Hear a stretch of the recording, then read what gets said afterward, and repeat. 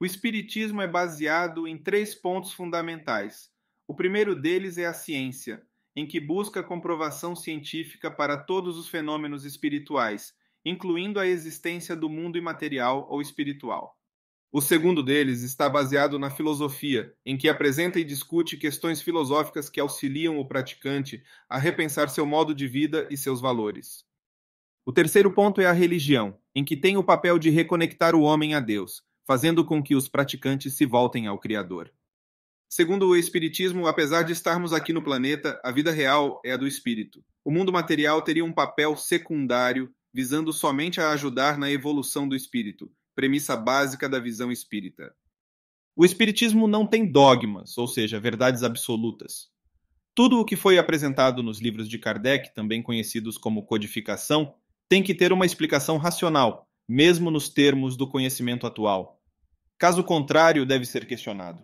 Em sua prática, também não há nenhum tipo de ritual, como se ajoelhar ou fazer o sinal da cruz para rezar, por exemplo, além de não ter o uso de velas, incensos, banhos, mandingas, etc. em seus trabalhos. O ambiente da casa espírita deve ser simples, sem grande adorno, sem imagem alguma. Não há culto a santos. Diferentemente da maioria das religiões, não há um líder geral como o Papa Católico. Os centros espíritas não têm donos.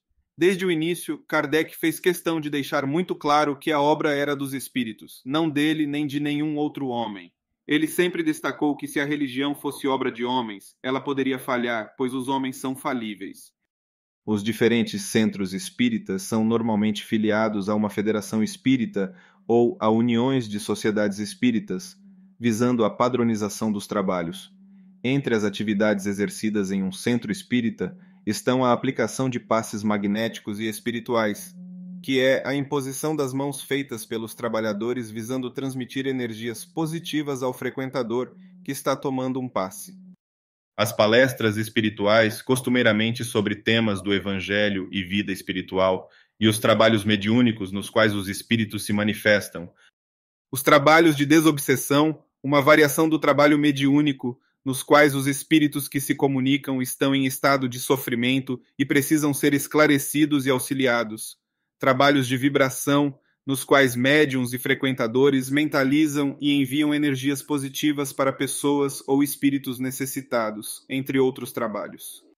Ao chegar a um centro espírita pela primeira vez, o frequentador é normalmente direcionado a um grupo de orientação e encaminhamento, no qual terá a oportunidade de falar sobre os motivos de estar procurando a casa espírita, quais são seus desejos e expectativas, sendo assim encaminhado ao trabalho mais adequado às suas necessidades.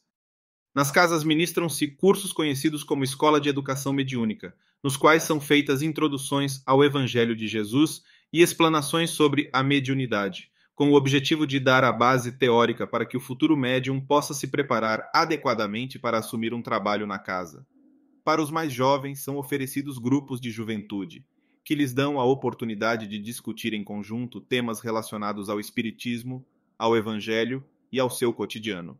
Além disso, a maioria dos centros espíritas desenvolve um projeto assistencial, em que é praticada a caridade ensinada no centro por meio do atendimento fraterno a pessoas carentes e em situação de dificuldade. A maioria das casas espíritas é mantida somente com doações de seus frequentadores ou por meio de atividades como feiras de artesanato, almoço fraterno, bazar e venda de livros espíritas. Não é cobrado nenhum valor dos frequentadores da casa, não há dízimo. Da mesma forma, é proibido a qualquer médium cobrar por atendimento, seguindo a máxima, dai de graça o que de graça recebeste.